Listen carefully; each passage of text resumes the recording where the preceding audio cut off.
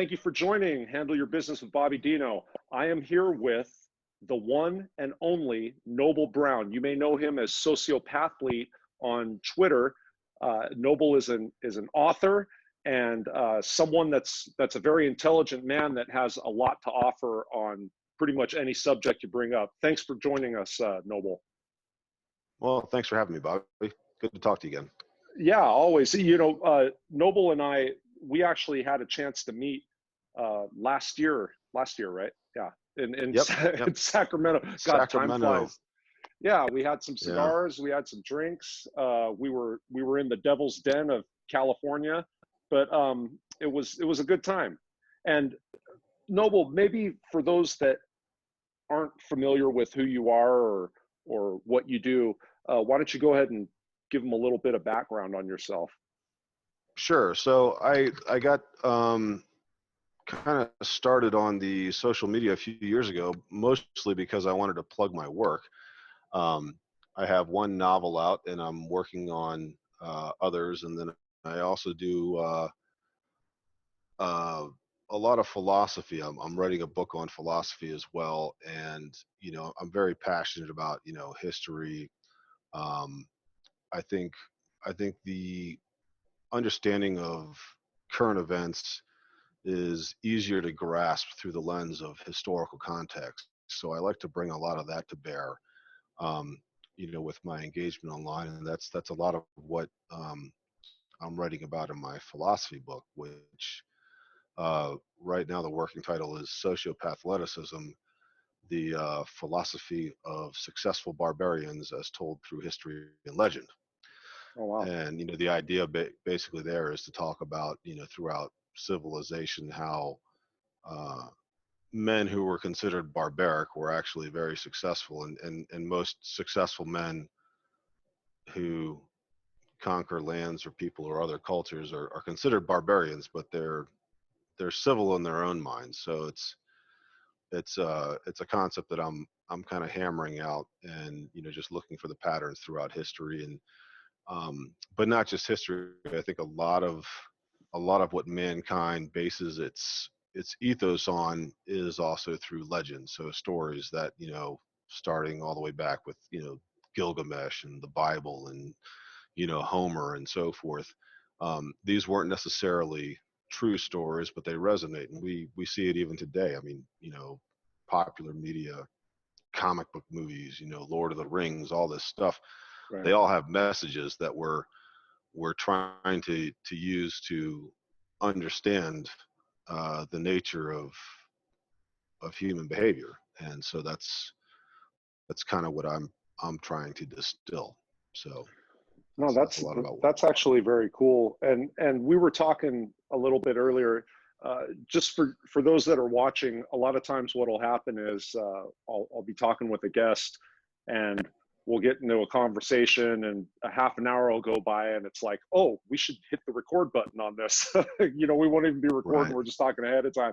But for those that don't know, you also have a tech background. Can you elaborate Right. on that a little bit? Yeah, sure. I'm in the info security business, and I've been doing that for over 25 years now. So Oh, wow. I've worked for a lot of big Fortune 500 companies. I'm actually working for a smaller healthcare company now, but you know, and information security is very, very sought after at this point, because um, anytime you have proprietary information, somebody else is trying to steal it. Mm-hmm. Anytime you're handling, you know, sensitive customer information, you know, somebody's trying to steal that. So you know, the job is basically all about trying to protect that. And you know, the company that I work for does a lot of deep research, and unfortunately, under current U.S. patent law, it's very difficult to patent a medical procedure. So if my company invents a new medical procedure, you know, because it falls under the category of natural law or something along those lines, it's very difficult to patent it. Mm. So if we don't protect our intellectual property ourselves and somebody steals it, it's very difficult to make a patent case against it. Um, So it becomes doubly important under those circumstances. And obviously, because we're a medical company, we deal with, you know, people sensitive, HIPAA protected, information, their Right. personal information. All that has to be shielded against intrusion. Um, so yeah, but I have an extensive background in that, and an extensive background in IT in general. So That's cool. You know, my brother's wife, or my sister-in-law, does the same informational technology. As a matter of fact, she worked from home for a few years, and now she's changed jobs and she actually goes into an office. But she's my age, and this just kind of popped into my head because I saw a post earlier about someone saying that once you reach a certain age, you become like a baby when it comes to technology and this and that. What do you feel about when somebody makes a comment like that, like, oh, if you're old, you don't understand? Because you and I are only a couple of years apart or whatever in age. right. What do you think when somebody makes the type of comment of like, oh, old people don't get tech, and a kid in diapers knows more about it than someone Yeah, our age? I think that depends. I think there's certainly a case for that. I mean, obviously, um, I think it's more common with the generation that's just older than us. Mm, The thing that, and we used to be able to say that a lot, is that like, well, like my parents, they don't understand anything. Um, and I get calls. In fact, I just literally just got one this morning. My dad asking me a question about, USB drives and so forth. yeah. But but they didn't grow up with that, and I think that stereotype sort of fades away now, because people that are Generation X and younger, we invented it, you Yeah. know. Yeah. So if anything, it's almost like the opposite is true, because if I were to sit down a a millennial or a Gen Z kid in front of a computer and say, okay, here's a DOS prompt, tell me how to Yeah. edit a text file just using your keyboard, and you have no mouse, they would be like, they would have no idea, you know. Right. But we grew up in that era. Now, obviously, I had more exposure to it than most, because I mean, I literally dropped out of college to start this career in Mm, 1993. It was okay. a long time ago. Wow. So that's when I started. It was like gonna I wasn't gonna, I didn't see the value in a college diploma when I already had technical companies offering me money to go to work for them with what I already knew. And Right. so it was like I just quit school and went to work. Um, so we started that stuff, like all these apps, Facebook, Twitter, so forth. They were started by men our age. Right. So I don't know if that holds as much water. There's certainly something to be said for it, though, because there's a lot of parents that don't keep up with what their kids are doing, and that becomes a mistake. And this is where my info security hat comes on, because if you're not watching what your kids are doing, then they're at risk. and Yeah. and and we'll appreciate that from your situational awareness Hmm. point of view. Situational awareness doesn't just exist in the physical world anymore. Hmm. um and if I could, I'll tell you a story. Yeah. So a few years ago, I was chaperoning a field trip with my kids, and so we get on the bus. We're going to drive to this space center here they have in Phoenix, take the kids to see that. And I'm in the back of the bus. The teachers are up front, but I Hmm. sit in the back because when I was a kid, that's where the cool kids sat. So, Yeah. you know, so I'm sitting in the Hmm. back of the bus with my kids, and a row or two ahead, this girl's like, "Oh, check out this funny video on YouTube." And a couple of kids around her are like, "Oh, I can't do that because my parents don't let me have data on my phone." And I'm thinking, okay, that's smart, because their mom and dad don't want them to be surfing the internet and getting into Right. trouble. So this little girl goes, "Oh, no problem. Here, I'll turn on a hotspot." So she hotspots her phone. Every kid on the bus driving down I-10 is now on the internet, whether their Right. parents wanted them to have it or not. Mm-hmm. and they're all watching YouTube videos. Now that's pretty innocuous, but I'm thinking they could be up to all kinds of trouble on that now. And here's mom and dad thinking, oh no, my kids are safe because they don't have data. Right. But no, they're not. And so I gave the teacher the heads up when we got off the bus. I'm like, hey, these kids all can get on the internet if one kid has the internet, they can share it. And she's like, I had no idea. Right. Now this teacher is younger than I am, but she had no idea, and the parents have no idea. So this is the kind of thing where then what you say becomes a little more true, because these kids get very, very clever with this shit, and they don't, they'll find a way.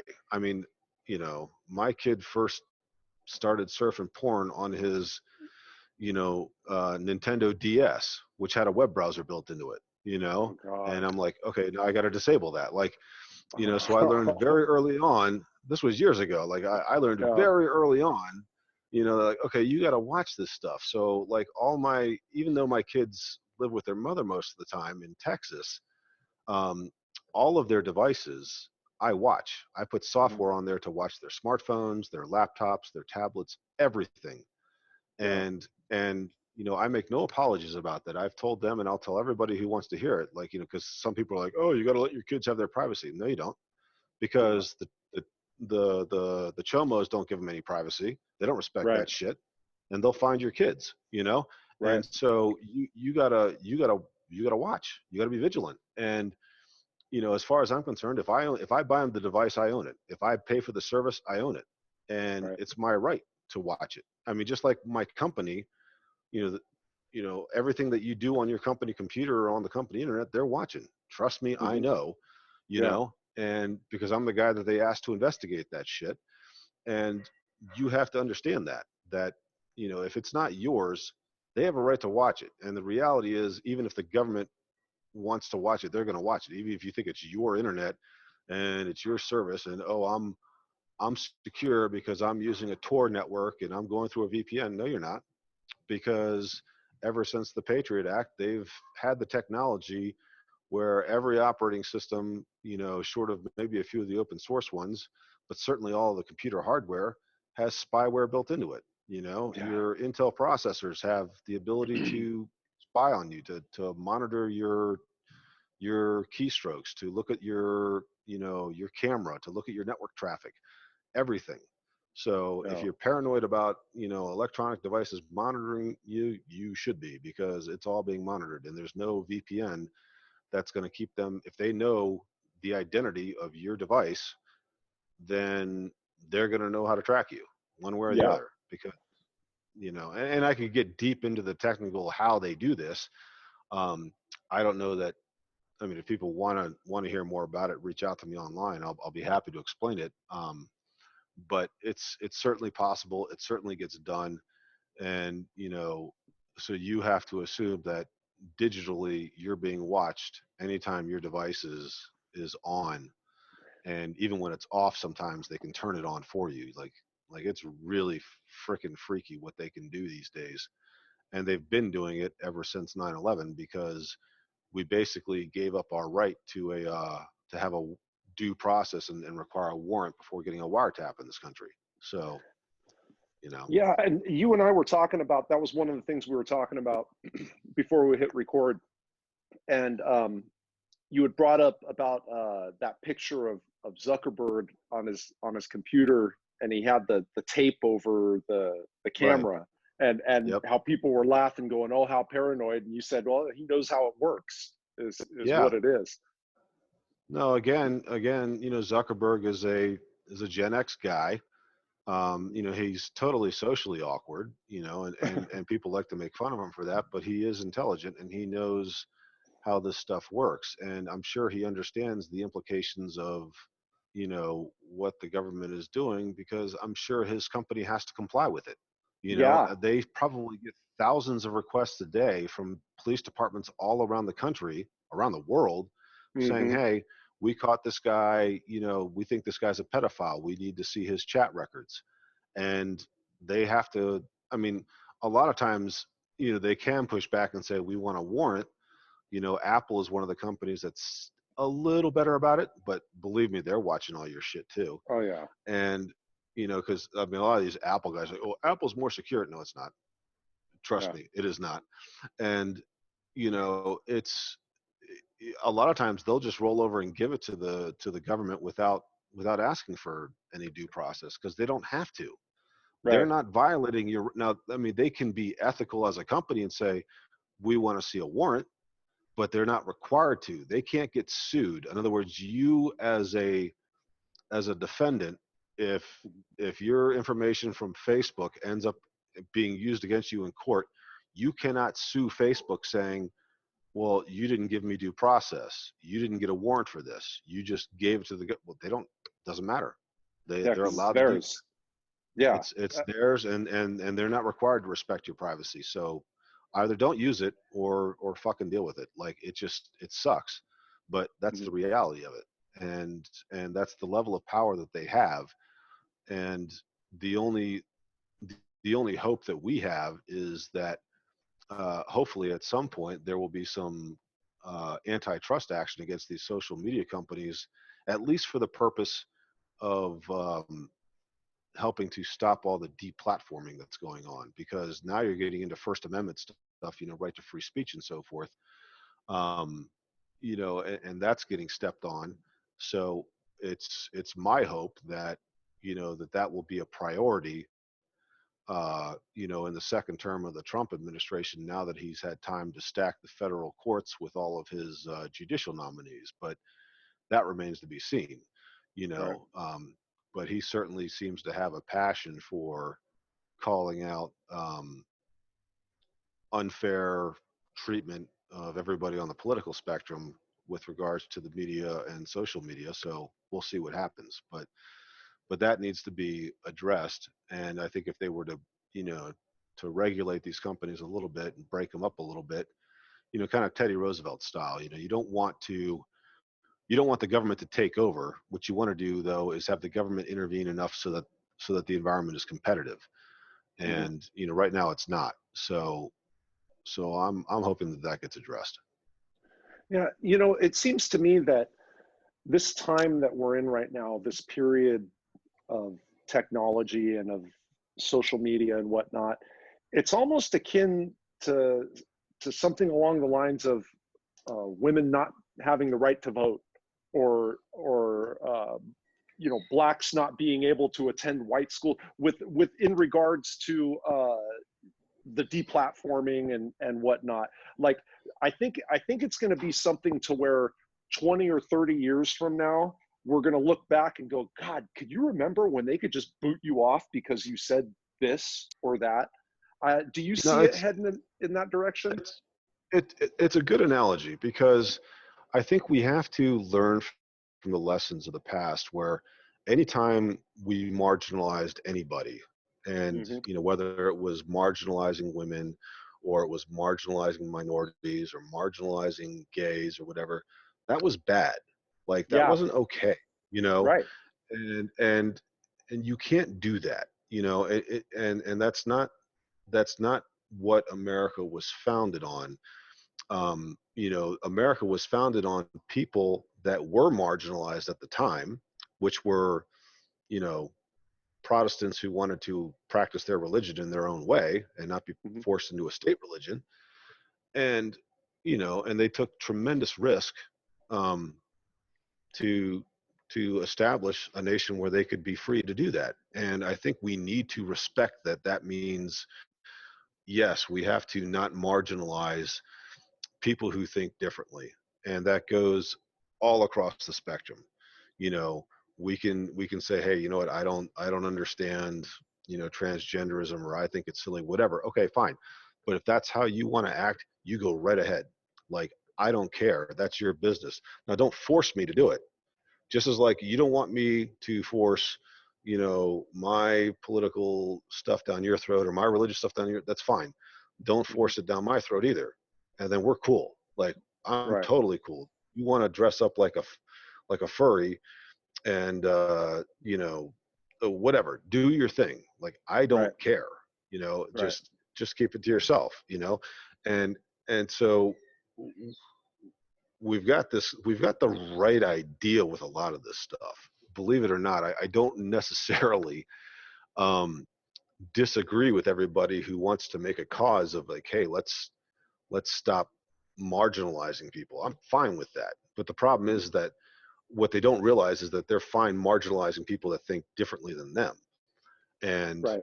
and you see it everywhere. People become very intersectional with their politics. And it's like, if you either agree with all of it or you're not an ally and you're an outcast.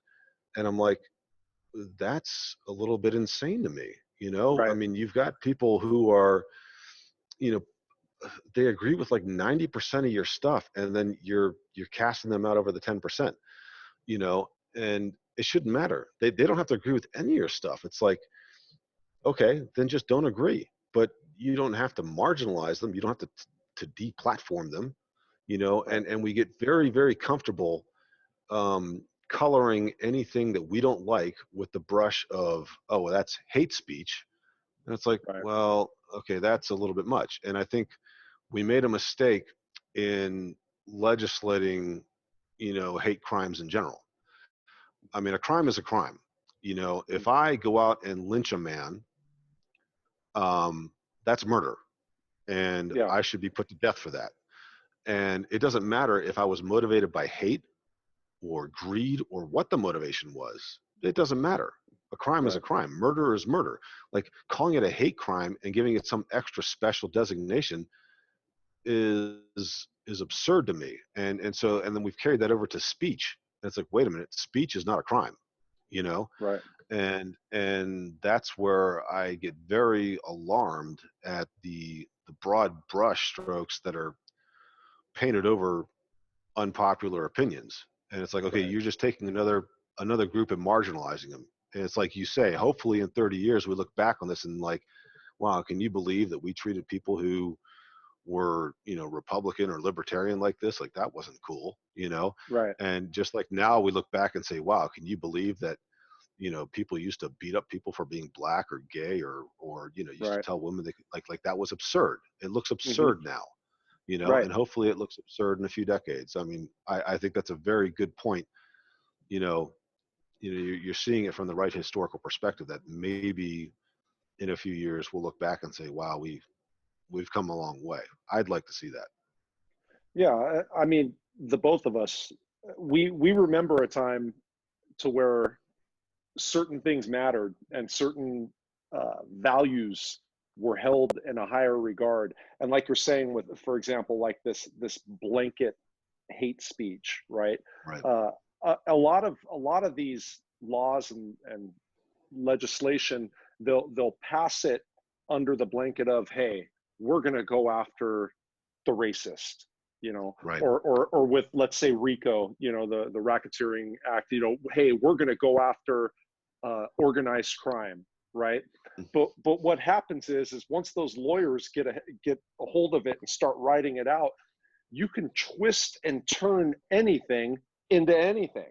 So Yep. like now it's, oh well, RICO was for organized crime, but because me and Noble decided to do something in our garage and there was more than two of us that were doing it, now we're getting charged with the same thing that organized crime would get charged with. Yeah. Yeah. It gets really twisted. Absolutely. That is a fantastic point, because we don't think of the secondary consequences of these actions. And the same thing is, I mean, it's happening right now, with all these, well, we have to do what's best for protecting people that, we've given our governments blanket authority to say, okay, we have to make sure nobody gets sick and dies of COVID. Well, what's happening as a secondary unintended consequence? Well, now, hospitals are motivated to call everything a COVID death because they get money and resources for it. Mm-hmm. Um, so numbers are being inflated, and governments are being allowed to basically take away all of your rights. Whether it's right to assembly or freedom of, you know, commerce and to do business. And they're saying, well, how dare you object to this? Don't you care about people who are dying of COVID? And it's like, yeah, I care, but the numbers don't justify this at all. I did Right. a I don't like I don't watch news, you know, Hmm. and I take everything I see online with a grain of salt. So I try to just to do my own research and you know make my own conclusions. And you know, like when it came to the whole COVID thing, I looked at I was like, okay, I'm just going to go to the, you know, I saw a story come across that said, okay, here's the zip codes in Arizona that have the highest number of COVID cases. So I'm like, oh, that's interesting. I wonder where they got that data. So I found out they got it from the Arizona Department of Health. And I'm like, okay, good. That should be a fairly unbiased source. I mean, everybody's got an agenda, but Right. Department of Health should be pretty straight. Right. At least they're going to be as close to honest as I can possibly find. So I go and I look at their numbers, and out of curiosity, I'm like, okay, what does my zip code look like? You know, because I live in a fairly densely populated area in the city of Phoenix, Hmm. and I'm not downtown, but I'm in a very, very well populated, you know, outlying area. Right. And I look up my zip code, and it says, okay, there's 26 confirmed cases in your zip code. I'm like, okay, how many people are in my zip code? Hmm. It was 55,000. Yeah. So I do the math real quick. I'm like, that's 0.05%, Yeah. not 1%, not half a percent, Yeah. 5% of 1%. Yeah. Like that is such a Right. small number. And I'm like, why? You know, I live in one of the more densely populated areas of the state, and we know COVID's been here for months because they reported Mhm. the first case months ago. Right.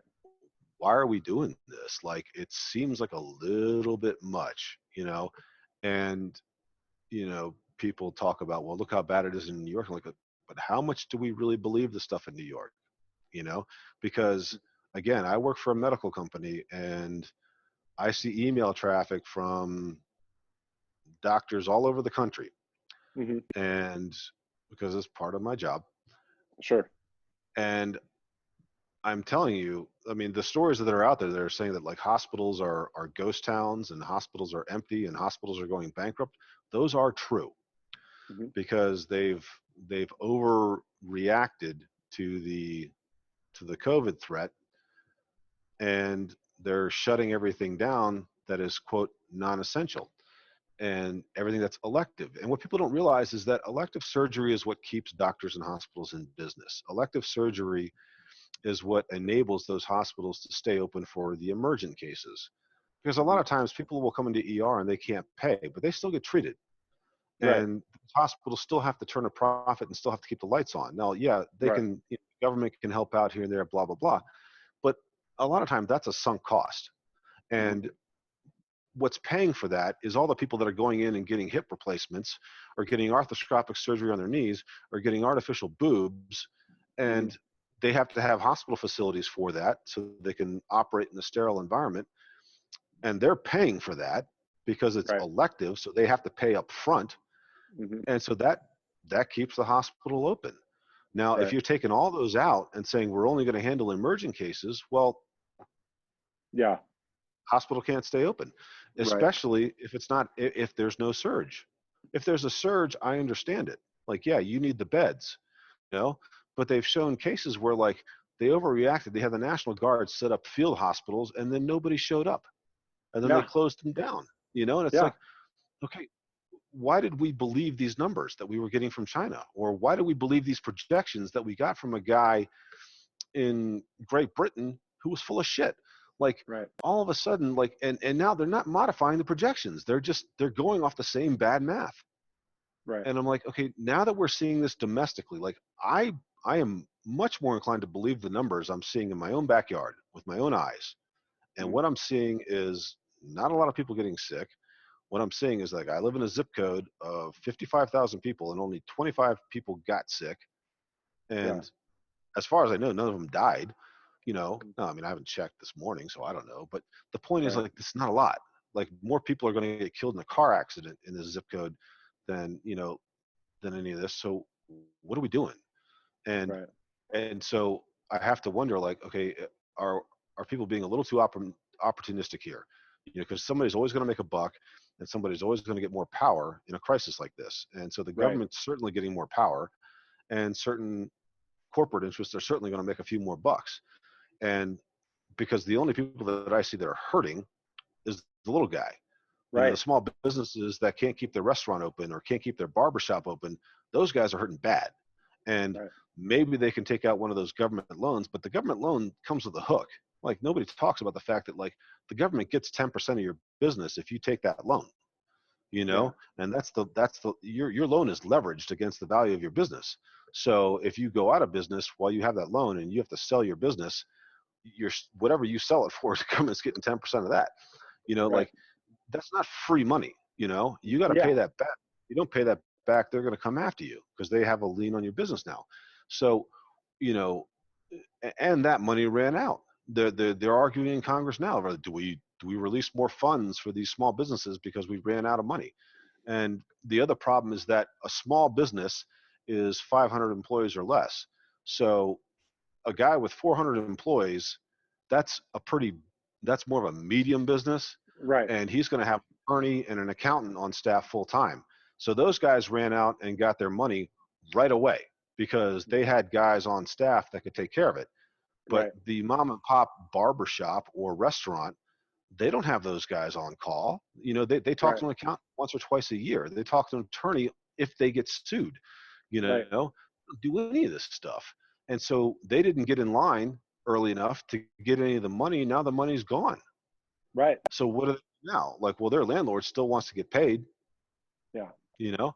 So these guys are going to be shit out of luck. And it's just, um, so we need to look, one, we need to assess the risk a little better than we did 2 months ago.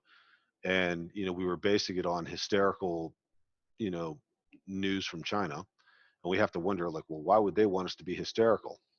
Yeah. You know, and and then God. two, you know, look at like, okay, we know the risk now, and the risk is very minimal. Yes, there are certain people that are at risk, you know, Mm. but they're going to be at risk anyway. I mean, if you're, you know, one person on Twitter was like, oh well, you know, my brother has COPD. I'm like, well, then your brother's living on borrowed time. I'm sorry, like I didn't say this to Yeah. this person Right. because like Right. that's insensitive. But the reality is, if you have COPD, you've got like max. I think the average is 8 years to live.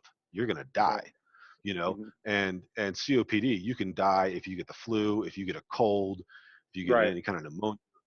Like allergies can kill you if you have COPD. So like, don't you got to stay safe if you got COPD.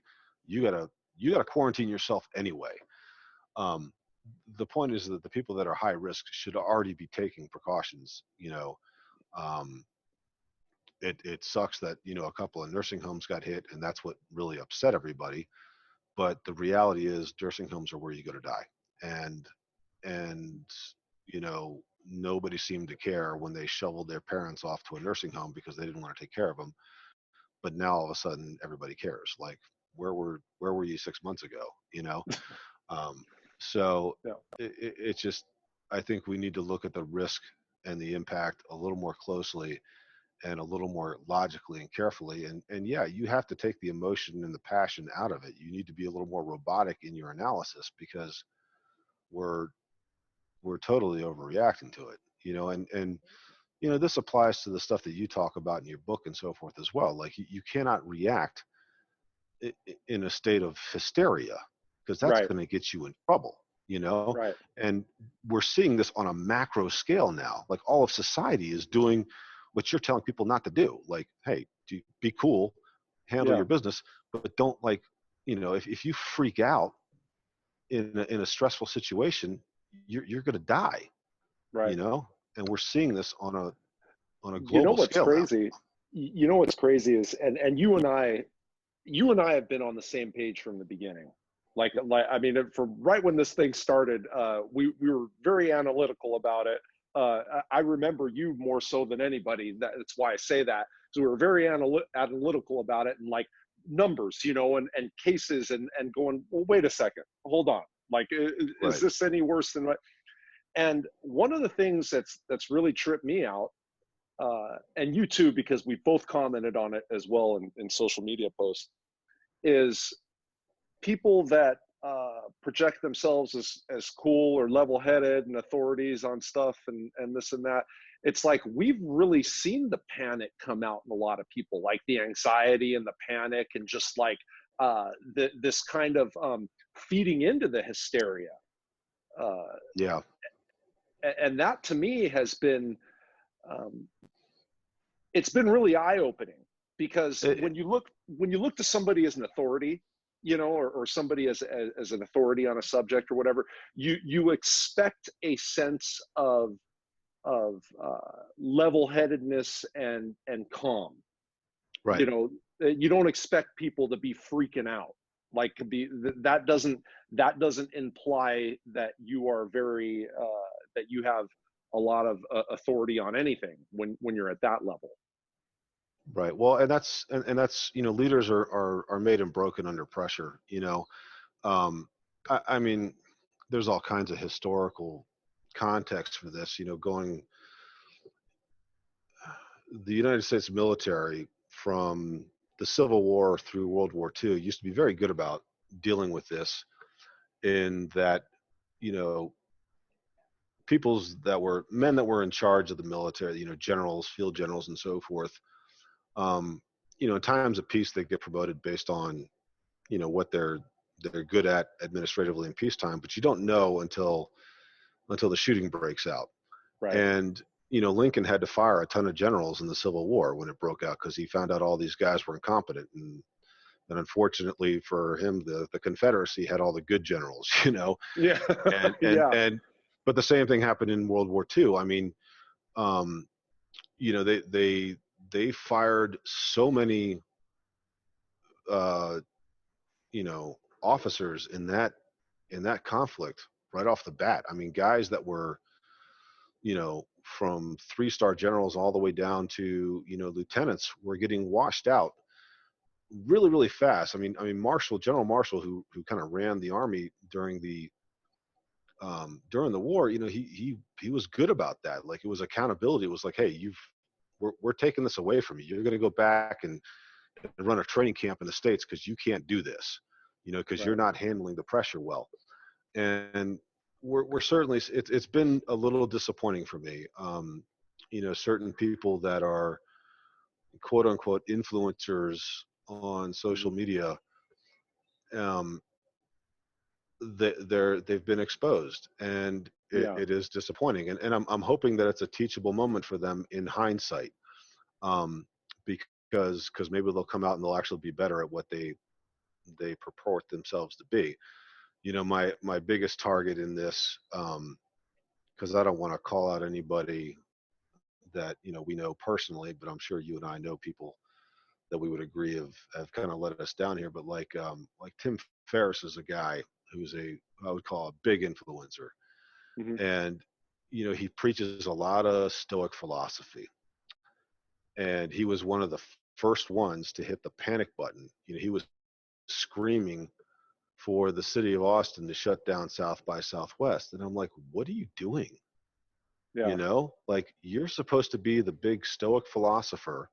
Hmm. Like, I have admired a lot of that guy's work, Hmm. um and he's turned into a sheep with this, Yeah. and a lot of other very big accounts Yeah. that people really, really respect. And, like, these are the, wake up at, early in the morning and take your cold shower, do 100 push-up type bullshit accounts. Like, they preach this Stoic philosophy, and they interject fake suffering into their lives to try to be hard. Hmm. And then when the real suffering comes along, and this isn't even real suffering, let's be Yeah. honest, this is No, bull. it's not. But when a shade of real suffering comes along, Yeah. I mean, they fold like a cheap suit. And I'm like, what are you doing? This Right. is your chance to practice what you've been preaching. And man, they have dropped the ball all over the place, and it's been hard to watch. Um, and I've been calling it out for a while now, because it's been really hard for me to see. Yeah. Um, people, men that and I'm not going to say, like like I didn't go and burn all my Tim Ferriss books or anything like that. Like I still got a bunch of his shit on my bookshelf here. Yeah, right. Like it doesn't diminish the value of their work, but it does cast it in a different light for me. you know Right. and Right. I think like I said, my hope is that we look back on it in a few months when the smoke clears here, and they say, okay, maybe this was a little crazy. I mean, like Mike Cernovich has been a guy who's been a little bit more self-aware about, like, wait a minute, like maybe because he's been a panic guy, but he's also been a hold on a second. Hmm. So he's at least had the presence of mind to admit that, okay, he might have been given some bad information. So I Right. respect that. But not a lot of guys are going to be like that. A Right. lot of the guys are just going to quietly delete their panic takes from 6 months ago, Right. and they'll go back to telling you to take a cold shower. And it's like, God, shut the fuck up. Like Yeah. I don't want to hear it from you anymore. So it's just, it's, yeah, it's funny to me, but it's Yeah. also a little disappointing. Yeah. Well, seeing like you said, influencers or people that have I mean, well, it's what an influencer is, but someone that has a sway, the sway power of public opinion, or someone that has a platform to where they're reaching hundreds of thousands or millions of people. Right. There's a responsibility there. I mean, whether Absolutely. whether they'd like to admit it or not. I know a lot of these people say, hey, I do what I want to do, and if people want to follow, that's, well, check it out. If you've got the ear of hundreds of thousands of people, you do have to think about what you're going to say before you say it. I mean, Well, that's there that's is. what it yeah, that's the definition of influencer. You're influencing. And a Right. guy like Tim Ferriss that has 10 million followers, and the mayor of Austin's going to listen to that guy, Right. whether he should or not, because I mean, Tim Ferriss is not an expert on public policy. He's not an expert on public health. He tried to bullshit this and say, well, I've done risk analysis and projections and been very successful making my investors tons of money. I'm like, that has nothing to do with this current situation. That's like Right. saying, I am an expert train engineer, so you should let me pilot the fucking space shuttle. Like, Right. dude, no, that's not the same thing. Yeah. Like, it's Right. just stop.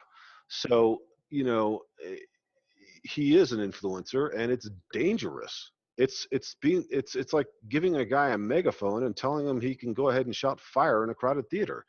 Not okay.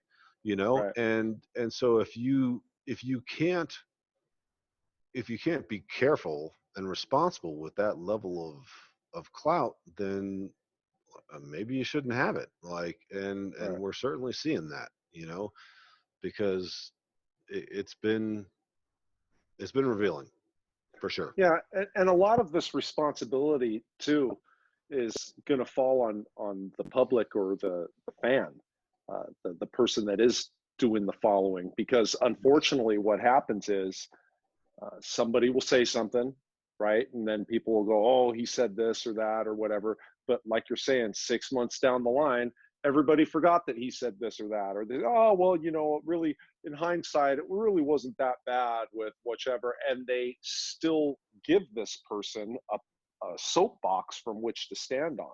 To where if nobody were listening, if they didn't Right. have an audience, then they wouldn't have the sway or the power that they do.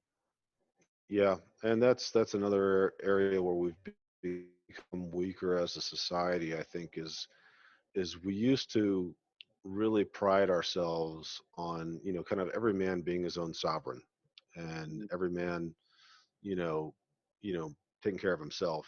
And we've gotten away from that. Nobody thinks independently or critically anymore.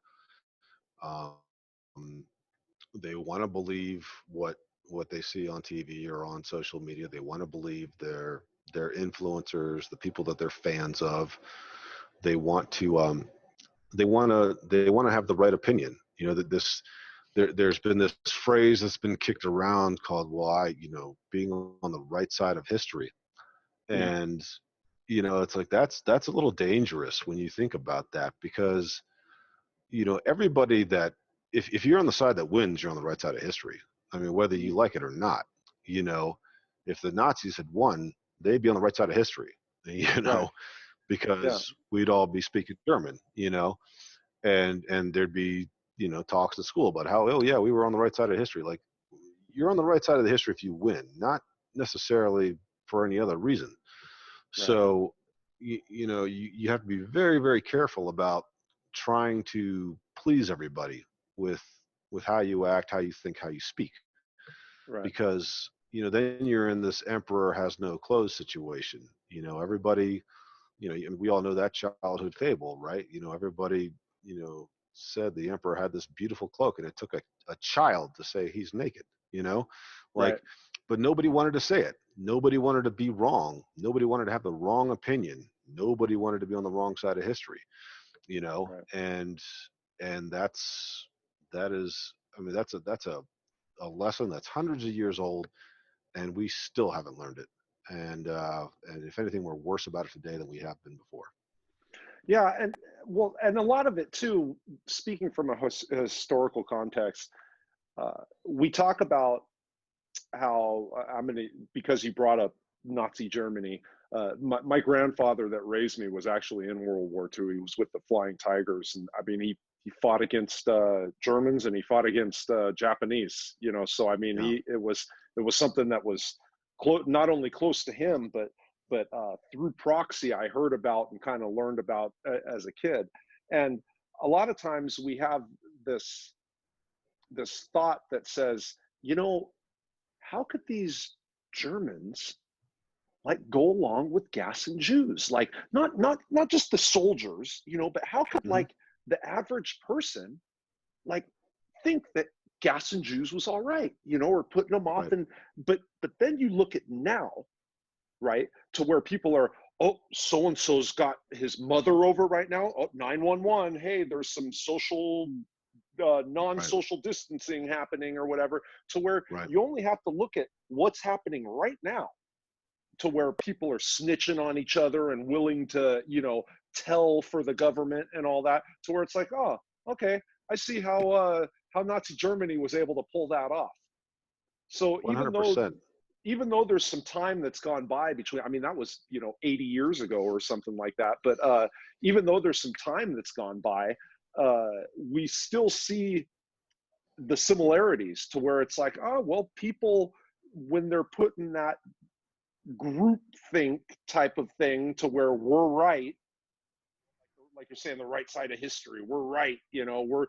we're doing the right thing, what can happen? And when you look back, you go, oh geez, man, how why, you know Yeah. No, it's, well, yeah, you touch on a great point there. I always say history doesn't always repeat itself, but it often rhymes. yeah. And we see these echoes all throughout. You talk about, well, how could they do this? And I'm like, it's very easy to see how they could do that. You see it all the time. Anytime it becomes okay to marginalize somebody, you paint them with the right brush, and then it's like, oh, it's okay. Yeah, Yeah. okay, that guy's a fascist, so it's okay to take his job and his livelihood and his ability to speak online because he's a bad person. You can be deplatformed on social media. It's like, oh, that's okay. He deserves that. You know, Right. and like, it's like, does he really? And Right. it's because he falls into the wrong class of person, so therefore it's okay. It's same as what happened to the Jews.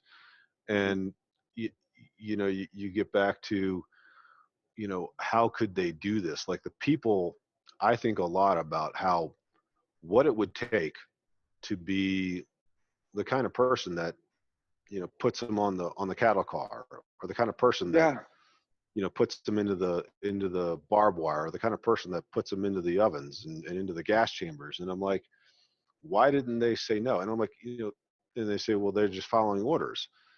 And the reality is, when you're in a structured system like that, everybody follows orders. They Hmm. don't think for themselves.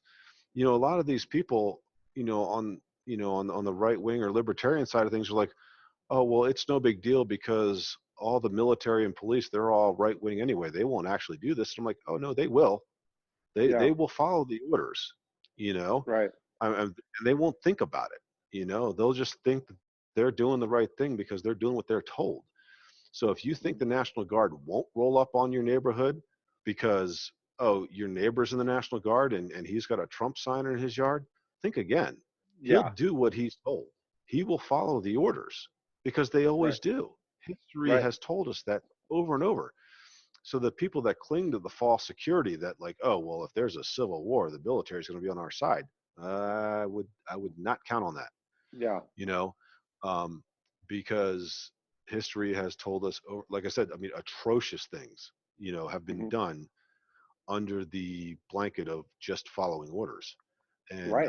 and that should alarm everybody. I mean, when you say, oh well, we want the National Guard to close things down, I mean, and people are asking for it. Yeah. I see people, when a governor makes an announcement, and I'll read the replies just to kind of check the pulse of where people are at, and you'll see people screaming for the government to do more, to be more restrictive, to take away more freedom. And I'm like, what are you doing? Like, Right. why are you doing, why? Like, Right. I mean, and I have to think that, one, we've got a problem with people that are scared because they're not self-sufficient, and they're Right. not healthy, and they're not strong, and they're not mentally strong or physically strong, and that's creating this these soft people that want to be protected, even if it Hmm. costs them their freedom. Right. And two, you've got people that have no historical perspective whatsoever. They don't know that this is the road that we're going down. And part of it is that they don't study independently, and part of it is what the schools are doing. I went back to school because I never finished college. I quit college to start my job in IT, and so I thought it'd be neat to kind of to knock that out, because now you have all Hmm. this distance learning and you can learn at your own pace. Right. So I went back to Scottsdale Community College for one semester. I took an English class and a history class. And the English class I enjoyed, did really well with it, got straight A's in that. That was good. But I had to drop the history class. And the reason why, part of it was I was too busy for 2 semesters, for 2 classes. Hmm. But the real reason was I couldn't stomach the history class. And the textbook that we had was so full of revisionist, politically correct, colonialism is nothing but evil, white man bad, Europe bad. I mean, it was like alarming. And I'm Right. thinking, this is what we're teaching our children, Hmm. our impressionable young college age children who are of European descent are being told that everything that their ancestors did was bad. And they're not given any other historical perspective. It's just Europe did all these bad things to all these other indigenous cultures, and you should feel bad about that. And it's like, okay, that's, if you want to make that one part of your message, I'll entertain that. But there was nothing else there. There was no other historical perspective there. They weren't learning, you know, literally the opening of the book. I was like reading the introduction, and they literally said, learning dates and times and places is not the right way to learn history. Straight facts and memorization of facts is not the right way to learn history. You need to learn the the context, Yeah. and you need to learn it as a story and like all this foo-foo shit. And I'm like, Yeah. wait a minute.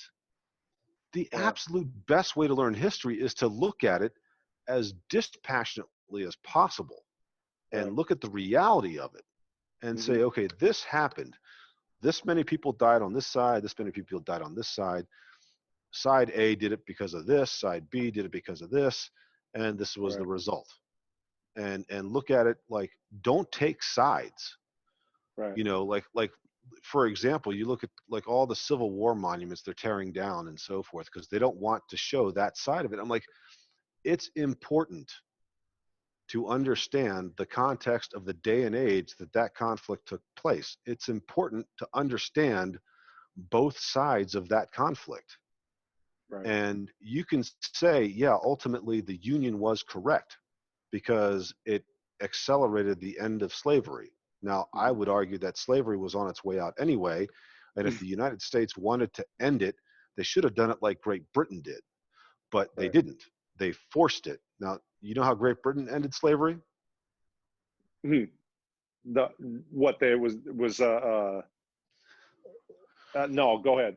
How do they end slavery? A lot of people, I see a lot of people don't feel bad because Yeah, I had to look this up myself. I didn't know, but I'm thinking, how did they end it? Because they had slavery all over the world. right. I mean, from Australia to India to everywhere. I mean, it was Did they global. buy them out or something like They that? bought them out. Yeah, They that's right. bought I them out. remember. Yeah, They basically said, okay, if you're a slave owner, we're telling you you can't have these anymore, but we're going to pay you.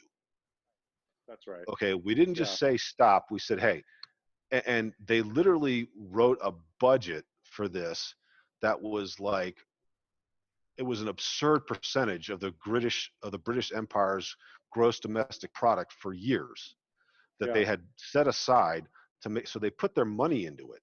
They didn't do it right, at gunpoint. I mean, I'm sure right, they would have if people had not complied, right. but they put Sure. enough money into it to where it was like, all right, you know what? It's not worth fighting the British Empire over this. I'll just take their money and then I'll just hire the guys Yeah, that I was enslaving in the first place. And that was a very gentle, easy transition away from it. And right. why the United States federal government did not follow that model, you have to look, okay, again, tinfoil hat, what was the real impetus there? Like, and had they done that, would there have been a civil war? But had they done that, would the federal government be as big as it is today? Because the Right. federal government's powers increased exponentially during and after the Civil War because of the Civil War. Right. And if it hadn't happened, then the states would still have a lot more power, like back to what they'd had before the Civil War, and things would be a lot different. Now I'm not saying that I wanted the Civil War to end any differently. Like, I think we're a stronger nation united than we would have been if the Confederacy had been allowed to secede. I'm not Right. saying that was the solution, but we need to not be so binary in our thinking. We need to say, okay, what really happened there? What went right? What went wrong? What did the Union do that was also very bad that should make people so disgusted they want to tear down statues of Lincoln, or Yeah. statues of Grant? Like, I mean, the post-war Reconstruction was an atrocity Right. perpetrated on people of the South, and to argue otherwise is to be completely hateful and ignorant. Right. And so, I mean, and the amount of bloodshed in that whole I mean, it was bad all around, and you need to be able to look at both sides of that conflict, and nobody wants to, because it's like, it's politically incorrect. So this is what's happening with all of our history lessons nowadays, though. Nobody is looking at both sides of it. Nobody is looking at it analytically or objectively. It's completely a biased subjective delivery, and I think that's why people today are not aware of, like, how fucked up all of this is, because Right. A, like I said, they're weak, but B, they just don't know, and they haven't the enough to go out and learn the history on their own, because they're just, what they're being fed in colleges, I can tell you from experience, is utter horseshit. And it's Yeah. not gonna, it's all it's gonna do is push the agenda, which is a socialist globalist agenda, and that's Right. all there is to it. And it's really, really, uh, it's upsetting to me, because it's creating generations now, not just a generation, but several generations of people who are either willfully or unwillingly ignorant of their own history. Yeah. My so I homeschool my daughter, Yeah, and part of the reason why I wanted to homeschool was because at the time I lived in California, and I know that the UC system in California is just a breeding ground for all types of idiocy when it comes to whether it's history or sociology or psychology. Like, it's insane, right? So yeah, I had the forethought to think, well, I'm going to homeschool my daughter so that it's not someone else putting these crazy ideas in her head, and I can get at her a little bit more factually. And the way the homeschool is set up is it's a computer program, but they also send books. So you read along, and there are textbooks, both online and physical, tangible copies. And sure, even doing it yourself, even doing the homeschool yourself, there's still parts to where like I would have to like stop for a second because I could see it. I'd be like, oh, here's the brainwashing. like here's Yeah. the part to where they've totally deviated from what actual history is or from what actually right to where I would like have to explain it like, okay, babe, it says this, but this isn't necessarily correct. You know, and like you have to, because there is a responsibility here, and people are so willing to pass our children's education off on the state that they when you are following orders, you abdicate responsibility. So it, like, you know, I was just following orders, man. You know, all I mean, hey, that's public school. You know, that's where they go to learn. You know, don't blame me. It's not me teaching them, it's them. You know, Right. so there is this responsibility that's completely been given away, uh, but people are willing to give it away. It's not like they're having to have it taken from them. It's kind of like when they say that. I know I'm not going to quote this right, but the world isn't going to go out with a bang. It's going to go out with a whisper. You know, Right. to where it's people are willingly, and we're seeing this just like you said with the with the restrictions that they're putting with the COVID and everything else, to where you've got people saying it's not enough. We need to have more restrictions and we need to have more of this. And oh, let me call the cops because I just saw someone bring their mother some food and they're not supposed to be out. We've seen the videos of people chasing people down, you know, what are you doing outside? You know, when it's like, well, you're outside too. What? I don't get Yeah. it, you know. So where do you see this going? Do you see this just progressively getting worse? Do you have hope for maybe people rallying with common sense and turning it around, or how do you see it playing out? Well, you know, you hit on a really good point there, talking about how people have kind of copped out, and they, you know, when it comes to the care of their and the raising of their children, um, Mhm. we're seeing a lot of people who are, you know, sharing stories of like, I can't handle this with my kids around all day, blah blah blah. And I'm Yeah. thinking, okay, well, that's because you've been an absentee parent for too long. So this is a good lesson for you. Um, Right.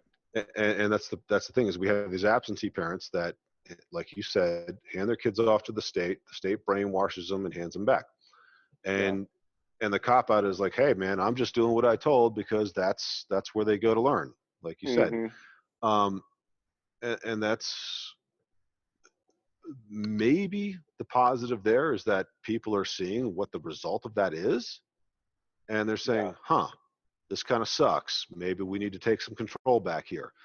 Maybe. I think that's a big maybe. I think people unfortunately have very short-term memory, and so when they do open schools back up, they're going to go right back to living their comfortable lives of, great, you know, Johnny and Janie are back in the school, and I can go back to my job, and everything's fine. And I don't have to worry about it anymore. Um, Hopefully, a small percentage, maybe even a large percentage of people will wake up and say, you know what, I need to be more engaged with my kids. I need to be more aware of what's going on. You know, a lot of people are saying, well, homeschooling is going to be the new norm, you know, on the other side of the spectrum. And I'm like, no, it's not. Hmm. You know, Yeah. like that's a nice fantasy, but the reality is most people have to have two jobs. And, Hmm. you know, we the unintended consequence of women's rights and feminism and so forth was that, you know, so when the boomers really pushed for it and started burning bras back in the 60s and 70s, and started really working to get women in the workplace, which they were right to do, but they had an unintended consequence. And the unintended consequence was that now for a few years, you had two incomes, and that made everybody really rich. So, you know, you had the yuppies of the 80s, you know, Hmm. well, those were the boomers that burned their bras and got their women into the workforce. And so the women started working, and the men started, instead of mom staying home, she had a job, Hmm. and dad had a job. So now you have two incomes, all this fucking money. This is great. what happens when you inject a bunch of extra money into the economy? Well, you have inflation. So now the house that was $100,000 is now like $400,000. Right. Like the value has gone up way more than, like, you had a gentle curve of how like home prices were, and now after the 60s you can see whoosh, they shoot straight Yeah. up. Now Right. part of that too was accelerated in the 90s when Bill Clinton pushed Fannie Mae and Freddie Mac to make more home loans available and to increase home ownership, which was also a mistake because we saw what that happened in 2008 when we paid for Right. that crash. So, you had this double whammy there, but the reality is we have to live with that now. We can't put that genie back in the bottle. So you're going to have two income families. Okay, fine, I'm good with that. But that means that you're going to have two income families. And that means that homeschooling is not an option for them. As much as we would Right. like that to be, a lot of people that are saying, yeah, we should homeschool. We should, like, okay, dude, I'm glad that you're making enough money to live on a single income. Most people aren't. I mean, the Right. reality is, I lived on a single income for years, no problem. I was one of those guys. I'm not speaking from a position of envy or jealousy here. I could live Hmm. on a single income, not a problem. I don't because I don't have to, and it doesn't Hmm. make sense in my current situation. But the reality is, most people cannot. Most people are working, modest wages. They need two incomes to have a decent house and a decent life for their kids. And so homeschooling is not going to happen. But Right. what can happen is that they can be more engaged and more involved. And my Yeah. kids have always been publicly schooled, but I was always very, very engaged. I was right there, and Hmm. I'm still right, even though I'm 1,000 miles away from my kids. I mean, Hmm. I'm in the email inbox of my kids' teachers every single week. You Hmm. know, 100%. And then I go down there to visit, and I walk up and I introduce myself to all the teachers. Hey, I'm their dad. Blah blah blah. Let me know if they're out of line. You tell me. Yeah. I will sort it out. Like, but we don't have people doing that. My sister's a teacher, and she'll tell you, like, yeah, most parents don't care. In fact, if Yeah. anything, they yell at the teacher when the kid gets in trouble, which is Hmm. fucked up. And so, Yeah. and these same parents now have their shitty kids in their house making their life miserable, and you wonder why. Well, it's like because you don't instill any discipline, and you've taken away the ability for the teacher to instill any discipline, and now all they're being fed is this: everybody gets a trophy, everybody should get universal income bullshit. And so you've got a bunch of entitled brats in your house, and you Right. wonder why. So Right. maybe you need to step in a little bit. I'm not saying everybody, if you can homeschool, dude, 110%. It's the best way to go. No argument Mhm. there. I mean, my other sister-in-law, my brother's wife, homeschools all three of her kids, and they're the smartest kids I know. It Mhm. works. There's no Yeah. debate there. But it doesn't mean it can't be for everybody. Right. My brother's a lawyer. He can afford to live on a single income. Okay. Hmm. Not everybody can. So let's be real. Right. What really needs to happen is people need to say, okay, like you're doing, when you see the propaganda, I mean, most parents don't see their kids' homework. They don't help with their Yeah. kids' homework. They're not doing any of that stuff.